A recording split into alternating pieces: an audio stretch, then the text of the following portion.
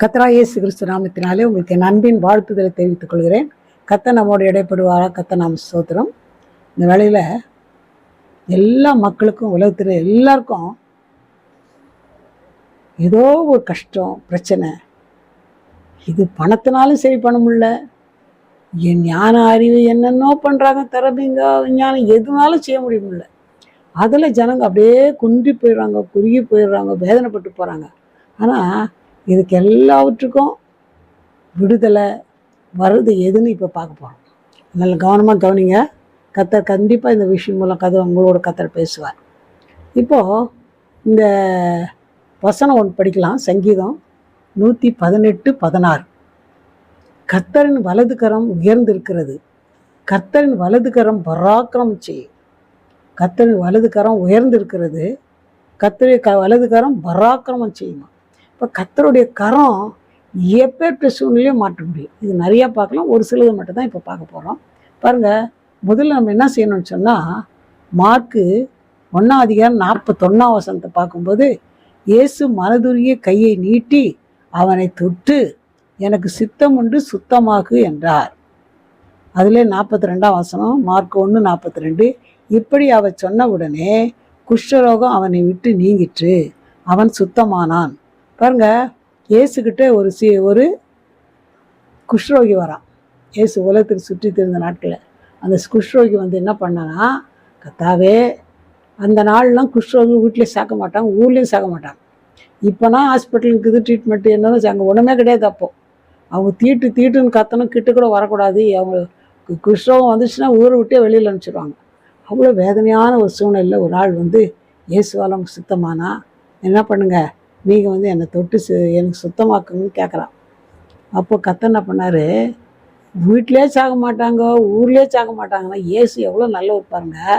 அவர் மனதுருகி கையை நீட்டி அவனை தொட்டு எனக்கு சித்தம் உண்டு சுத்தமாகுன்னு சொன்னார். தொட்டு சுத்தமாகுன்னார். அப்படி சொன்ன உடனே குஷ்ரோகம் அவனை விட்டு நீங்கிடுச்சு. நமக்கு எத்தனையோ குஷ்ரோகில் வேறு எத்தனையோ வியாதிங்கள்லாம் வருது, இல்லைன்னு சொல்ல முடியாது. மனுஷனாக பிறந்தால் ஏதோ ஒரு வியாதி வரதான் செய்யும். அதனால வேண்டி சிலர் டாக்டர்கிட்ட போனால் சுகமாகுது, இல்லைன்னா அது கூட கிடையாது. அவங்களெல்லாம் ட்ரீட்மெண்ட் கொடுத்துட்டு எங்களால் முடிஞ்சதை பார்த்துட்டோம், நீங்கள் அப்புறம் போங்க, கடவுள் தான் உங்களுக்கு நேர்றாங்க. நம்ம என்ன செய்யணும், இந்த குஷ்ரோகியை போல, இயேசுவே இந்த கரத்தை நீட்டி என்னை தொடுங்க, இந்த காலில் இருக்கிற வேதனையை மாற்றுங்க, இந்த கரத்தை நீட்டி தொடுங்கன்னு கேட்டு பாருங்க, கண்டிப்பாக கர்த்தர் செய்வார். விசுவாசத்தோடு கேட்கணும். இந்த காலில் இவ்வளோ வேதனை ஆகுது, இந்த கையை தூக்க முடியல, இவ்வளோ வேதனையாக இருக்குது, இதெல்லாம் இவ்வளோ இருக்குது, நீங்கள் தான் எனக்கு சுகம் கொடுக்கணும், உங்கள் கையை நீட்டி தொடுங்க, சுகமாக்கணும், சுகமாயிடுவார். எனக்கு ஒரு முறை முதுகு எலும்பில் அப்படியே கீழே அப்படி உக்காந்துட்டேன், கூட இல்லை. அந்த இடத்துல அப்படியே பயங்கரமான வலி, என்ன வலின்னு போய் டாக்டரை பார்த்த உடனே சொல்லிட்டாங்க, இது பெரிய ஆப்ரேஷன் பண்ணோம், ஒரு 2 லட்சம் ரூபாய் ஆகும். ஆனாலும் 2 லட்சம் ரூபாய் ஒரு பக்கம் இல்லை, அது ஸ்பைனல் கார்டில் நம்ம தண்டு வடத்தில் தொட்டால் அது என்ன ஆகுமோ, ஏந்திரிக்க முடியாது கூட, நடந்துறதுக்கு கூட சூழ்நிலை இருக்குதுன்னு எல்லாமே சொன்னாங்க. சொன்னேன், இயேசுவால் முடியாது எனக்கு, நான் ஜெபம் பண்ண, ஆண்டவரே நீங்கள் தொட்டு சுகமாக்குங்க. உட்கார முடியாது, படுக்க முடியாது, படுத்தா ஏந்திரிக்க முடியாது, பயங்கரமான வலி. நாம் ஊழியம் செய்கிறோப்பா, நான் போய் ஓடி நான் ஊழியம் செய்யணும், இந்த வலி உமக்கு ஏமாத்துறோம், நீங்கள் தொட்டு சுகமாக்குங்க. இந்த ஆப்ரேஷன்கிட்டே போல ஜெபம் பண்ண ஆரம்பித்தா, கர்த்தர் எவ்வளோ நல்லவர் பாருங்க. அப்படியே படிப்படியே கொஞ்ச நாள்லேயே 10 நாள் கூட ஆகலை, வலியாக குறைஞ்சி போச்சு. திருப்பி அங்கேயே டாக்டர்கிட்ட போவோம், ஆப்ரேஷன் பண்ணணும்னு சொல்லி கேட்டால் மறுபடியும் எக்ஸ்ரே எடுத்தாங்க. எக்ஸ்ரே எடுத்து பார்த்தா ஒன்றும் ஆப்ரேஷன்லாம் தேவையில்லைன்ட்டாங்க. மருந்து இல்லை, ஒன்றும் கால்சியம் சாப்பிட வேறு மருந்து ஒன்றும் தழுவத்தில் கொடுக்குறதுல ஒன்றுமே இல்லை. கர்த்தர் பரிபூர்ண சுகம் கொடுத்தார். கர்த்தர் உண்மையுள்ளவர், அவரால் முடியாது ஒன்றும் இல்லை. அவர் நீங்கள் சொல்லி கேளுங்க, கர்த்தாவே கரத்தை நீட்டி தொடுங்க, நான் குஷ்ரோகம் நல்லாச்சு, எனக்கு இது நல்லாச்சு, உங்களுக்கு எதோ நல்லாக்குமா, நல்லாகுமா, அவன் கண்டிப்பாகும். நீங்கள் விசுவாசத்தோடு கேட்டு பாருங்க, கர்த்தர் கரத்தை தொட்டி உங்களுக்கு சுகத்தை கர்த்தர் கண்டிப்பாக கொடுப்பார். அவர் மனதுருகிற தெய்வம். அது மட்டும் இல்லை, மார்க்கு 10:16 அவர்களை அணைத்து கொண்டு அவர் மேல் கைகளை வைத்து அவளை ஆசீர்வதித்தார். சீஷன் பிள்ளைங்க தூக்கின்னு வராங்க. பிள்ளைங்கள கண்டிப்பாக என்ன பண்ணோம், கர்த்தர் தொட்டார்னா என் பிள்ளைங்க ஆசீர்வாதமாக இருப்பாங்கன்னு சொல்லி இயேசு இருந்த நாட்களில் குழந்தைகளை தூக்கின்னு வந்தாங்க. தூக்கின்னு வரும்போது குழந்தைங்களை ஆசைன்னா அவர் உடனே என்ன பண்ணுறாரு, அப்படியே தூக்கி அப்படியே அணைச்சிக்கிறாராம். எவ்வளோ அன்பான ஆண்டவர் பார்த்தீங்களா. உங்கள் பிள்ளைங்களுக்கு என்ன கஷ்டமோ, என்ன தொல்லையோ, என்ன காரியமாக இருந்தாலும் அவர்கிட்ட எடுத்துன்னு வாங்க. அவர்கிட்ட எடுத்துன்னு வந்தால் கண்டிப்பாக என்ன பண்ணுவார், அவங்களுக்கு பரிபூர்ண சுகத்தை கொடுப்பார். இப்போது நம்ம பிள்ளைகளை எப்போவுமே கத்தட்ட கொண்டு வரணும். சில குழந்தைங்கள சர்ச்சுக்கு கூட கொண்டாடுறதில்ல. வேணாம் சண்டே கிளாஸுக்கு அனுப்புறதில்ல. வேணாம் என்னன்னா பிள்ளைகளுக்கு என்ன ஆகிடாது. ஸ்கூலுக்கு அனுப்புகிறீங்களே அந்த மாதிரி பிள்ளைங்களை கண்டிப்பாக பிள்ளைகளுக்கு அனுப்பி வைக்கிற சண்டே கிளாஸு விபிஎஸ் நடக்கும்போது நீ கண்டிப்பாக பிள்ளைகளை அனுப்புனா அவர் அணைத்து கொண்டு பிள்ளைகளை ஆசீர்வதிப்பார். அது என்ன வியாதினா சுகமாகவும் நல்ல ஞானம் இருக்கும். கத்தர் ஆசீர்வாதமாக மாற்றுவார். கத்தர் நாம ஸ்தோத்திரம். அது மட்டும் இல்லை, அடுத்தபடியாக மத்தேயு 14:15 சாயங்காலம் ஆனபோது அவருடைய சீஷர்கள் அவரிடத்தில் வந்து, இது வனாந்தரமான இடம், நேரம் ஆயிற்று, ஜனங்கள் கிராமங்களுக்கு போய் தங்களுக்கு போஜன பதார்த்தங்களை கொள்ளும்படி அவர்களை அனுப்பிவிட வேண்டும் என்றார்கள். சொன்ன இல்லை அப்படியெல்லாம் வேணாம். அவங்க 3 நாள் வசனம் கேட்டுக்கிறாங்க, டயர்டாக இருக்கிறாங்க, பசியாக இருக்கிறாங்க, நீங்களே அவங்களுக்கு என்ன பண்ணுங்க, ஆகாரம் கொடுங்கன்னு சொல்லிட்டா சீஷர்ட்டு. அப்போது இவ்வளோ பேருக்கு எப்படி ஆகாரம் கொடுக்குது, எங்கே போய் எட்டுன்னு வருது? 200 பணத்துக்கு கொண்டாந்தா கூட இவங்களுக்கு கொஞ்சம் கொஞ்சம் கொடுத்தா கூட பத்தாதேன்றார். அப்போது தான் ஒரு இடத்துல ஒரு பையன்கிட்ட 5 அப்பம் 2 மீன் இருந்துச்சு. இது அந்திரையை கண்டுபிடிச்சார். அவர் என்ன பண்ணார், அதை பணத்தை கொண்டாந்து அதை கொண்டு வந்து என்கிட்ட கொடுங்க, அவர்கிட்ட கொடுத்தாங்க. கொடுத்தப்போ அவர் என்ன பண்ணார்னா, அது பாருங்கள், மத்தேயு 14:19 அப்பொழுது அவர் ஜனங்களை புல்லின் மேல் பந்தி இருக்க கட்டையிட்டு அந்த 5 அப்பங்களையும் அந்த 2 மீன்களையும் எடுத்து வானத்தை அண்ணாந்து பார்த்து ஆசீர்வதித்து அப்பங்களை பிட்டு சீஷர்களுக்கு கொடுத்தார். சீஷர் ஜனங்களுக்கு கொடுத்தார்கள். இப்போது கத்தனை பண்ணார்னா 5 அப்பம் தான், 2 மீன் தான், என்கிட்ட கொடுங்கன்னா அவர் வானத்தை அண்ணாந்து பார்த்து ஆசீர்வதிச்சார். ஆசீர்வதித்து சீஷர்கிட்ட கொடுத்தாக்கா அவங்க என்ன பண்ணாங்க, அதை பிட்டு ஜனங்களுக்கு கொடுத்தாங்க. கொடுத்தா திருப்தியாக சாப்பிட்டாங்க. எல்லாரும் சாப்பிட்டுட்டு 12 கூட மீதம் எடுத்தாங்க. இப்போ உங்களுக்கு என்ன கஷ்டமாகுது, வர்ற சம்பளமே பத்தலை, சம்பாதிக்கிறோம், புள்ள மகன் போய் தரி எல்லாருமே போகிறோம், கஷ்டப்படுறோம், சம்பாதிக்கிறாங்க, வர்ற பணம் பத்தவே மாட்டேங்குதுன்னு சொல்லாதீங்க. நம்ம ஆண்டவர் கையில் கொடுத்தா அதை கத்த என்ன பண்ணுவார்னா அதை ஆசீர்வதித்து பங்கிட்டு கொடுப்பாரானா கண்டிப்பாக மீதம் எடுக்கிற மாதிரி கத்த நினைப்பார். அதனால் அப்படி கரத்துக்குள்ளே உங்களுக்கு வருமானத்துக்கு கொடுங்க. சம்பளம் வாங்கின வந்த உடனே அவர் கையில் வச்சுட்டு கணவன் மனைவி பிள்ளைங்களை எடுத்து முட்டி போட்டு ஜெபம் பண்ணி அந்த பணத்தை அவர் கையில் கொடுத்தப்பா இது எங்களுக்கு ஆசீர்வதித்தாங்க, இந்த மாதமெல்லாம் எங்களுக்கு வேணும், எங்களுக்கு மீதம் எடுக்கணும்னு சொல்லி ஜெபம் பண்ணி ஒரு அமௌண்ட்டு நீங்கள் காணிக்க எடுத்து வச்சுருங்க. மிச்சத்தை எடுத்து நீங்கள் செலவு பண்ணி பாருங்கள். கத்த என்ன செய்வார்னா வேண்டிய மட்டும் கொடுப்பார். நீங்கள் என்ன வாங்கினாலும் எவ்வளோ செலவு பண்ணாலும் அதில் மீதம் எடுக்க முடியாது. கத்தர்களுக்கு அற்புதம் வேண்டிய மட்டும் கத்தர் கொடுப்பார். அதனால் நீங்கள் கவலைப்பட வேண்டிய அவசியம் இல்லை. ஏன்னா நம்ம ஆண்டவர் அப்பேற்பட்ட ஆண்டவர், வேண்டிய மட்டும் கொடுப்பார். அடுத்தபடியாக நம்ம பார்க்கும்போது மத்தேயு 14:28 பேதுரு அவரை நோக்கி, ஆண்டவரே நீரே ஆனால் நான் ஜலத்தின் மேல் நடந்து உம்மிடத்தில் வர கட்டையிடும் என்றார்.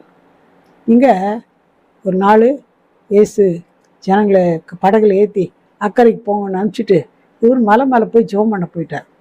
ஜெபம் பண்ணியிருந்தா எதிர்காற்று வீசுது பயங்கரமாக, அவங்களுக்கு கண்ட்ரோல் பண்ண முடியல, படகுல வர முடியல. அப்போ என்ன பண்ணுறது தெரியாத கலங்கினுக்கிறாங்க. அப்படி இருக்கும்போது இயேசு என்ன பண்ணார், அது அவர் யாரும் கூப்பிடல, அவர் யாருக்கும் சொல்லல, அவருக்கு தெரியும் அவங்க என்ன மாதிரி சூழ்நிலை பாரு, நம்ம கூட என்ன சூழ்நிலை இருக்கிறோம், என்ன தேவையில் இருக்கிறோன்னு அவருக்கு நல்லாவே தெரியும். அதனால் அவங்க கஷ்டப்படும் போது உடனே வந்துட்டார். வந்து கடல் மேலேயே நடந்தே வரார். நடந்து ஒரு சீசன், ஐயோ இது ஆவேசம், பேயோ பிசாசோன்னு பயப்படுறாங்க. இல்லை நான் தான், பயப்படாதீங்கன்னு சொல்கிறாரு. உடனே பேதுருக்கு ஒரு விசுவாசம். அவர் என்ன பண்ணார், அது நீராக இருந்தால் கடல் மேலே நடந்து வரீங்களா, நான் கூட நடக்கணும் சொல்லிச்சுப்பான்னு சொன்னார். கடல் மேலே அதே மாதிரி நடக்கிறான். இயேசு போல் கடல் மேலே நடந்து போகிறான். காற்று அடிக்கிறத பார்த்து தான் பயந்துட்டான்.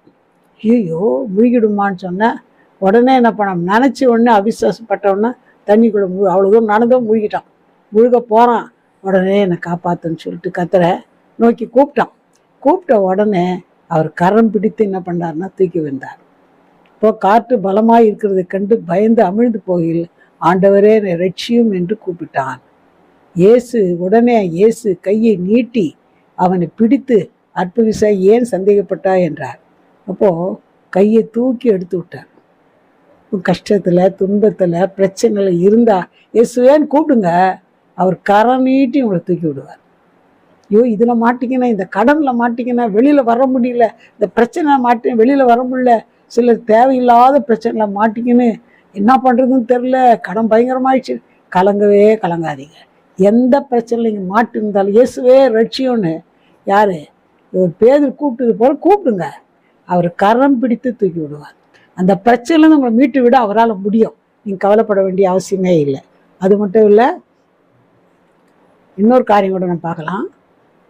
யோவான் 20:27 பின்பு அவர் தோமாவை நோக்கி, நீ உன் விரலை இங்கே நீட்டி உன் கைகளை பார், உன் கையை நீட்டி என் விழாவிலே போடு, அவிசுவாசியாயிராமல் விசுவாசியாயிரு என்றார். சரி, இயேசு உயிரோடு எழுந்த பிறகு எல்லா சீஷர்களுக்கெல்லாம் கதவெல்லாம் பூட்டிட்டு உள்ளே இருக்கிறாங்க. அவங்களுக்கெல்லாம் சீஷர்களுக்கு தரிசனமானார். ஆனால் அப்போ தோமா இல்லை, அவங்க கூட தோமா எங்கள் வெளில போயிட்டுருக்கிறார். அதுக்கப்புறமா அவர் தரிசனமாக பேசிட்டு போயிட்ட பிறகு தோமா வந்தார். சீஷனுக்கு சொன்னால், ஐயோ நாங்கள் இயேசு பார்த்தோம், நீ இல்லை பார்க்க முடியலன்னா, ஐயோ நான் நம்பவே மாட்டேன், அவர் கையில் விரலில் அந்த தொலையில் கை விடணும், விழாவில் கை விடணும், அப்போ தான் நம்புவேன் நான். சரி, இது கவனிச்சார்ல. மறுபடியும் தோமா இருந்தப்போ மறுபடியும் வந்து தரிசனமானார். பாப்பா விரல் பார்ப்பா, கையில் பாரு, கையை விடு, விழாவில் கை விடு சொல்கிறார். அவிசுவாசி அது விசுவாசியாயிருந்தார். ஐயோ ஆண்டவரே ஒரு மாதிரி ஆயிட்டார். அவரு உயிரோடு எழுந்த ஆண்டவர் கைகளில், கால்களில், விழாவிலெல்லாம் அந்த ஆணி அடிச்சு துவாரம் அப்படியே இருக்குது. அதுக்கப்புறமா நீ கண்டு விசுவாசிகளை காட்டிலும் காணாத விசுவாசிகள் தான் பாக்கியவான்னு சொன்னார். ஆனால் அவர் விசுவாசித்தார். அதனால்தான் யாருமே இந்தியாவுக்கு வரல. 12 சீஷில் ஒருத்தன் மாடு செத்துட்டான். 11 பேரில் யாரும் இந்தியாவுக்கு வரல, வேறு யாரும் கூட வரல. இந்த தோமா தான் கர்த்தர் இவ்வளோ தூரம் இந்தியாவுக்கு அனுப்பிச்சார். இந்தியாவிலே ஊழியம் செய்து, இந்தியாவிலே இந்த பரங்கி மலைன்றான்னு பாருங்கள், சென்ட் தாமஸ் மவுண்ட்லேயே அங்கேயே வில்லு அம்பை போட்டு அடித்து சாவிச்சிட்டாங்க பாருங்கள். எதுக்காக சொல்கிறேன்னா, அவர் அவிசுவாசியாக நினச்சப்போ கர்த்தர் விசுவாசியாக மாற்ற முடியும். நீ எதுக்காக அவிசுவாசப்படுற? இப்போ நம்பு, நீ இயேசுவை நம்பு, உன்னை கர்த்தர் கண்டிப்பாக எப்படி தோமாவை ஒரு ஆசீர்வாதமான ஒரு பாத்திரமாக கர்த்தர் மாற்றுறது போல உங்களையும் கர்த்தர் மாற்ற அவர் வல்லவராக இருக்கிறாரு. அது மட்டும் இல்லை, ஞானஸ்நானம் கொடுக்கறதுக்கு இந்த கையினால் தான் அவர் ஞானஸ்நானம் அவங்களுக்கு கொடுத்தார். பரிசுத்தாவினால் கூட அவளை நிரப்பினார். இன்னொரு காரியம், மத்தேயு 3:12 தூற்றுக்குடை அவர் கையில் இருக்கிறது, அவர் தமது களத்தை நன்றாய் விளக்கி தமது கோதுமையை களஞ்சியத்தில் சேர்ப்பார், பதறையோ அவியாத அக்கினியால் சுட்டெரிப்பார் என்றார். ஆசீர்வதிக்கிறாரு, தொட்டு ஆசீர்வதிக்க, தூக்கி விடுறாரு, அற்புதங்கள் செய்கிறாரு, ஆசீர்வதித்து போதுமான ஆளுக்கு எல்லாமே ஆசீர்வாதம் கொடுப்பார். அதோடு கூட ஒன்று ஜாக்கிரதையாக இருக்கிறது என்னன்னா, கர்த்தர் தூற்றுக்கூடே தன் கையில் வச்சுருக்கிறார். அவர் என்ன பண்ணுவார்னா, களத்தை நன்றாக விளக்கி பெருக்கி கோதுமையை களஞ்சியத்திலிருந்து பிரித்து எடுத்துருவார், பதரை எடுத்து அவியாத அக்கின்ற போட்டுருவார். ஆனால் இது எதுக்கு சொல்கிறாருன்னா, கோதுமை மணி போல இயேசுவை நம்பி நல்ல நீதிமான்களை யார் யார் ரட்சிக்கப்பட்டிருக்காங்களோ அவங்கள தம்முடைய கரத்தினால இந்த பதர் போல கர்த்தரை நம்பாத விசுவாசிக்க ரட்சிக்கப்படாதவங்களை எடுத்து அப்படியே பிரித்து எடுத்துருவார்.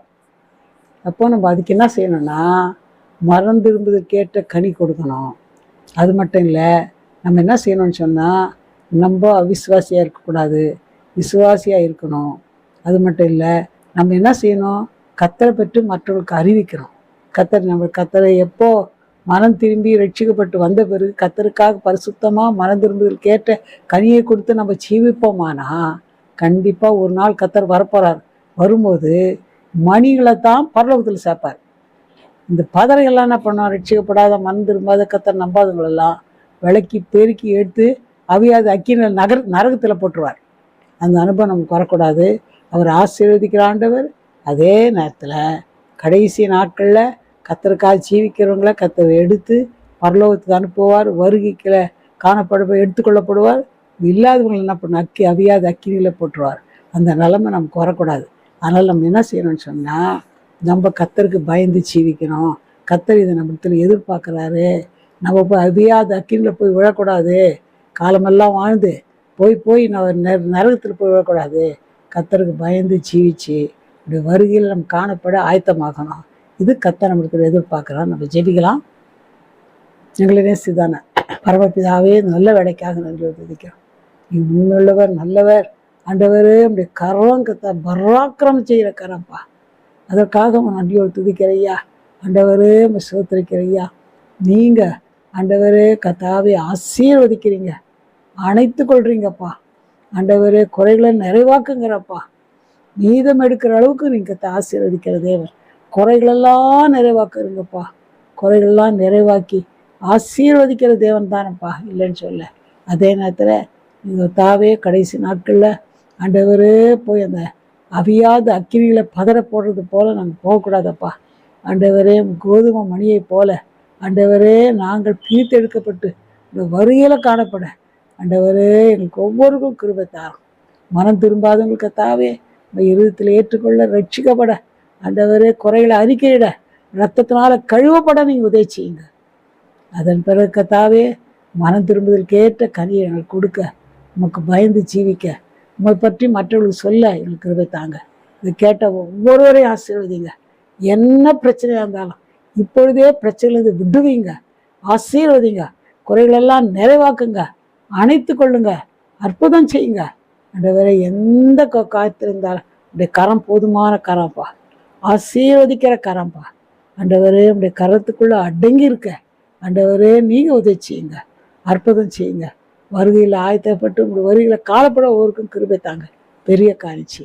இயேசுவின் நாமத்தில் ஜெபம் கேளும் பிதாவே, ஆமென். God bless you.